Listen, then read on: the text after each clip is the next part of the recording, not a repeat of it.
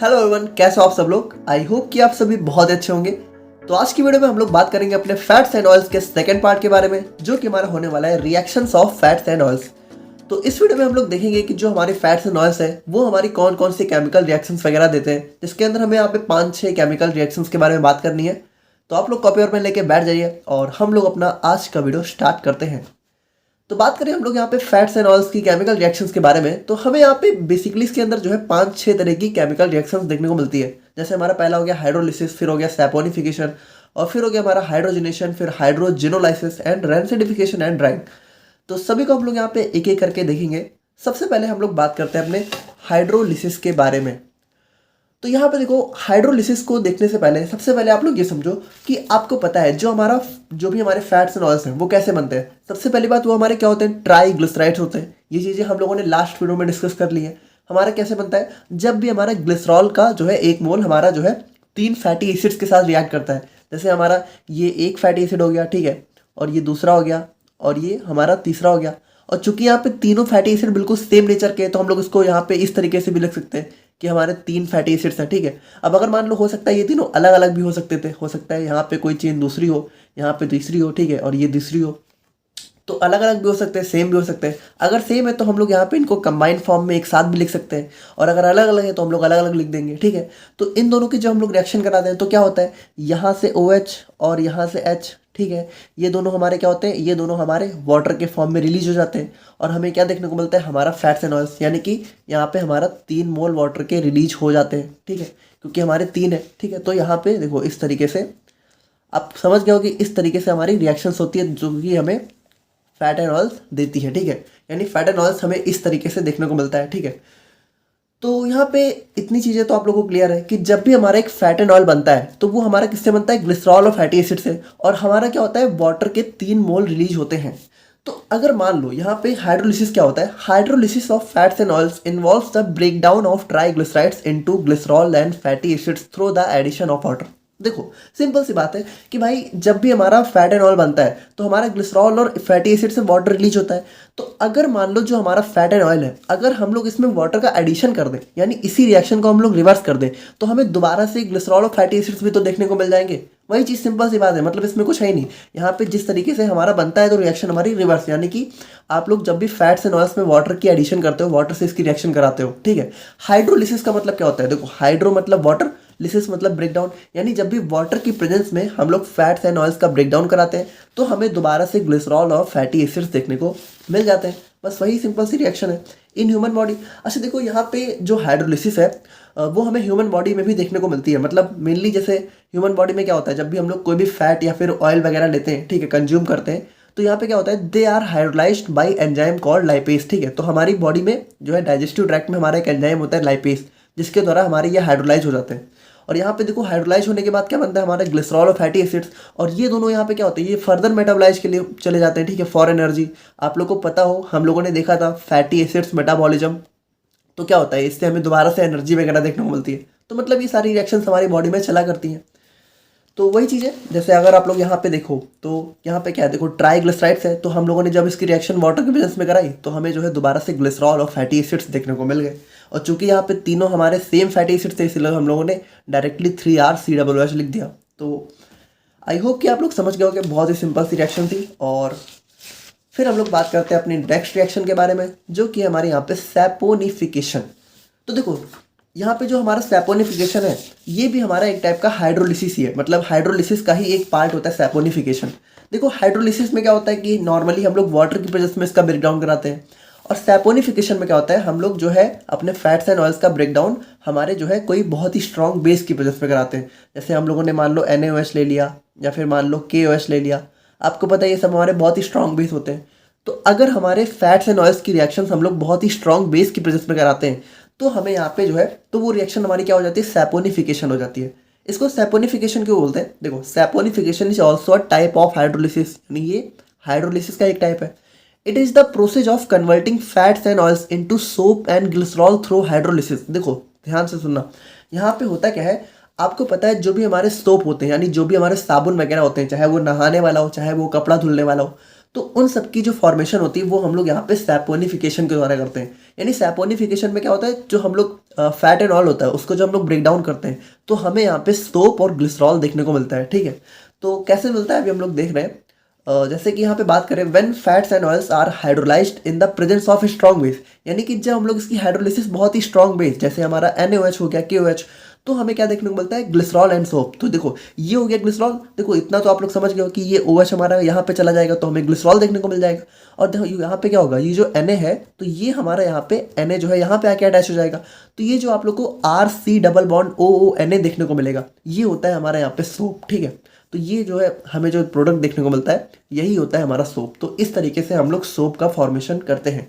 The process is also known as soap formation. देखो समझ गए ना, सिंपल है। हम लोगों ने यहाँ पे ट्राइग्लिसराइड की रिएक्शन हमारी बेस की प्रेजेंस में कराई तो हमें ग्लिसरॉल और सोप देखने को मिल जाता है।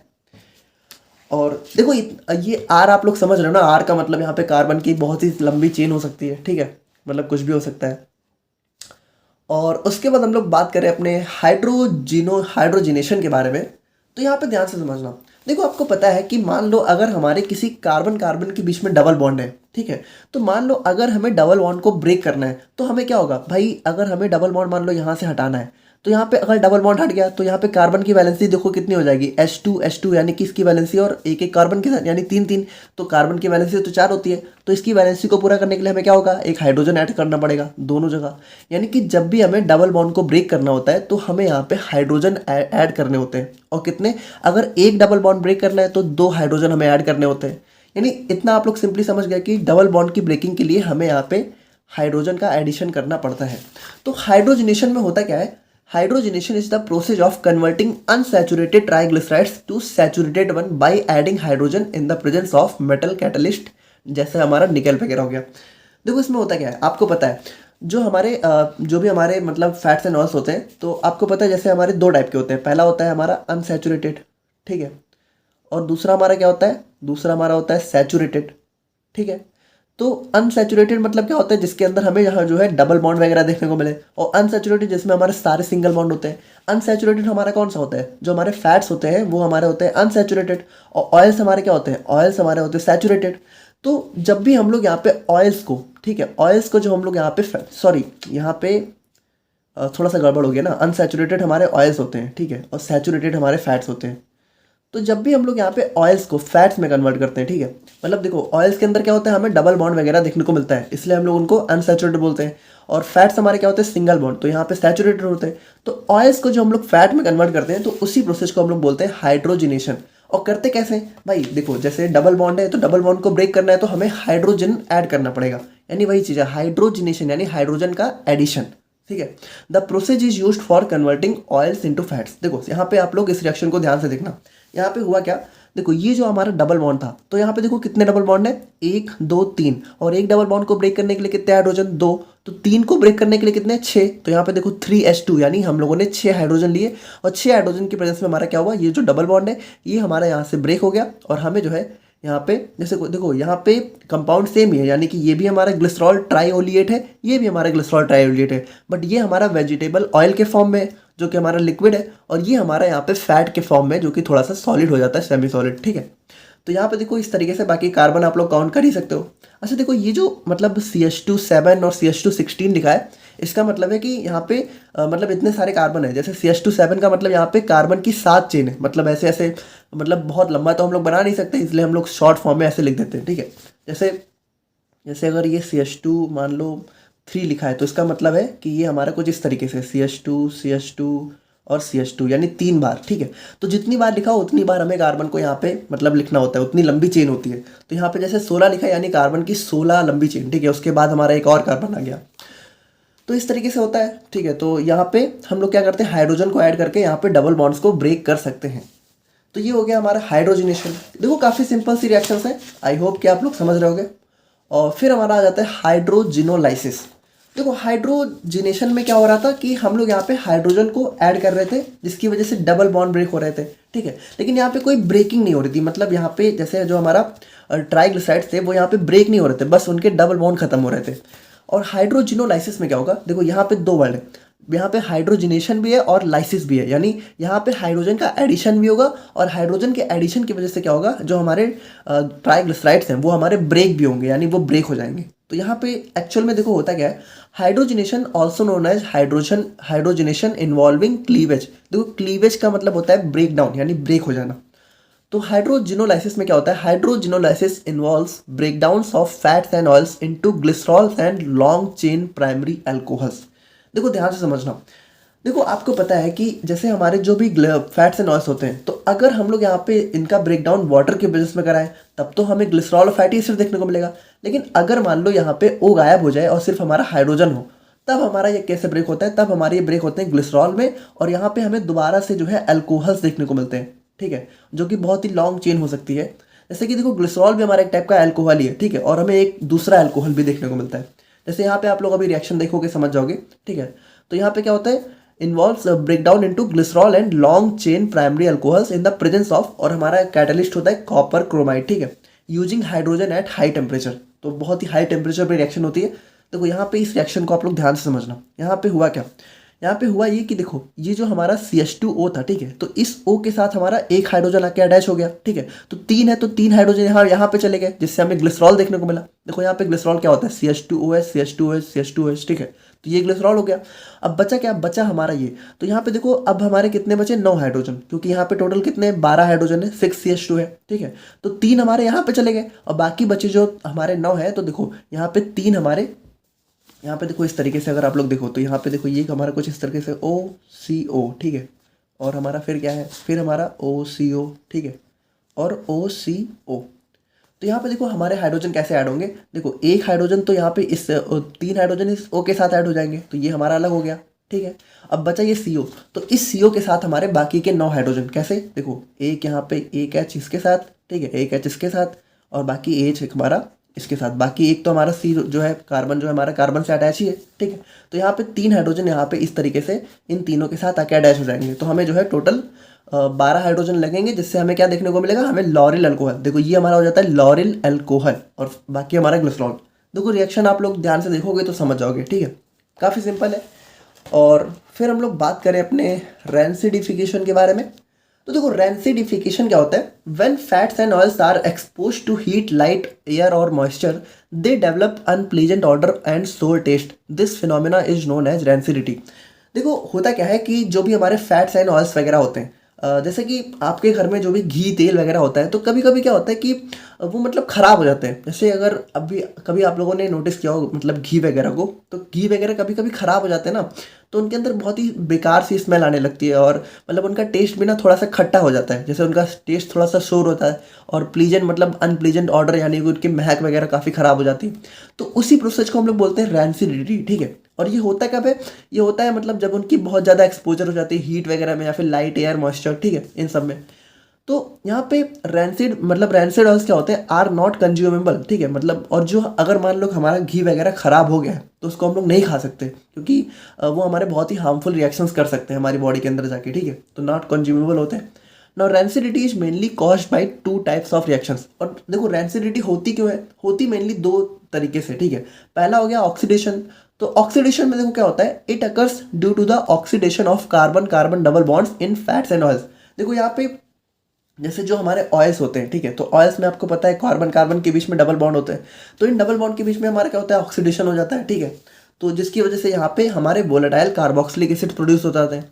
देखो एक्चुअल में सिंपली होता क्या है, जैसे रैंसिडिफिकेशन में क्या होता है, ये जो हमारे फैट्स एंड ऑयल्स हैं, ये हमारे ब्रेक्स हो जाते हैं ग्लिसरॉल और फैटी एसिड्स में ही। ठीक है, सिंपल से। तो आपको पता है ये जो फैटी एसिड है भाई, ये है तो हमारे एक टाइप का एसिड ही। तो एसिड हमारा क्या होता है, एसिड भाई हमारे यहाँ पे सोल टेस्ट के होते हैं, और इसी वजह से क्या होता है, इनका टेस्ट थोड़ा सा खट्टा हो जाता है, यानी ये थोड़े से ख़राब हो जाते हैं, यानी बेसिकली इनका ब्रेक डाउन हो जाता है। और दूसरा हमारा हाइड्रोलिसिस। तो हाइड्रोलिसिस तो हम लोगों ने देखा ही, यानी कि हाइड्रोलिसिस में क्या होता है, हमारा जब भी वाटर के एडिशन करने की वजह से यहाँ पे ब्रेक डाउन होता है, तो हाइड्रोलिसिस हो गया। ठीक है, it involves hydrolysis of fats and oils to produce fatty acids and glycerols that are responsible for unpleasant taste. तो ये जो फैटी एसिड है, इसी की वजह से हमें अनप्लीजेंट टेस्ट देखने को मिलता है। तो ये था हमारा रैंसिडिफिकेशन। एंड फाइनली हम लोग बात करें अपने ड्राइंग के बारे में। तो देखो ड्राइंग में क्या होता है, when highly unsaturated oils expose to air, they undergo oxidation and polymerisation to form a thin waterproof film. Such oils are known as drying oils. देखो सिंपल सी बात है, आप लोगों ने कभी पेंट देखा है? मतलब पेंट वो जो दीवार पे होता है वो पेंट नहीं, जो हमारे वुडन पेंट्स होते हैं, मतलब लकड़ी वगैरह पे जो पेंट वगैरह होते हैं, तो वो क्या होते हैं? ऑयली पेंट्स होते हैं। तो वो ऑयली पेंट्स क्या होते हैं, जैसे आप लोग जब भी पेंट वगैरह, मतलब जब भी पेंट वगैरह किया जाता है तो थोड़ी देर बाद वो सूख जाते हैं, ठीक है? तो उसी को हम लोग बोलते हैं ड्राइंग। मतलब हमारे जो स्पेशल टाइप के ऐसे ऑयल्स होते हैं जो हमारे सूख जाते हैं, मतलब ऑक्सीजन, मतलब एयर में एक्सपोज होने के बाद, ठीक है? तो वो हमारे हो जाते हैं ड्राइंग ऑयल्स। और यहाँ पे ये कैसे होते हैं, मतलब यहाँ पे एक थिन वाटरप्रूफ फिल्म फॉर्म कर लेते हैं। तो मतलब अगर कभी आप लोगों ने देखा हो तो जो भी हमारे लकड़ी के पेंट्स वगैरह होते हैं, तो वो काफ़ी मतलब सूखने पे एक, मतलब एक फिल्म टाइप की उनके ऊपर दिखने लगती है, ठीक है? तो वही चीज़ होता है, मतलब ये सूख जाते हैं। And the reaction is referred as drying, ठीक है? Linseed oil which is rich in linolenic acid is a commonly drying oil used in oil based paints, ठीक है? तो जो भी हमारे ऑयल बेस्ड पेंट होते हैं तो उनमें हमें जो है ये ड्राइंग ऑयल्स देखने को मिलते हैं। मतलब देखो हमारे सारे ऑयल्स ड्राइंग नहीं होते, बल्कि कुछ ही होते हैं जो कि ड्राई हो जाते हैं, जिनका यूज हम लोग यहाँ पे पेंट वगैरह में करते हैं। तो ये तो हमारे यहाँ पे, बाकी देखो ये रिएक्शन कैसे होती है, जैसे हमारे ऑयल और मतलब एयर में एक्सपोज होते हैं, तो आपको पता है एटमॉस्फेयर में हमारे ऑक्सीजन होती है, जिसकी वजह से ऑक्सीडेशन वगैरह हो जाता है, जिसकी वजह से यहाँ पे ड्राई हो जाते हैं। तो ये तो हमारा यहाँ पे और फैट्स एंड ऑयल्स के बेसिक रिएक्शंस। आई होप कि आप लोग यहाँ पे समझ गए होंगे। बाकी मिलते हैं हम लोग यहाँ पे नेक्स्ट वीडियो में। Thank you so much.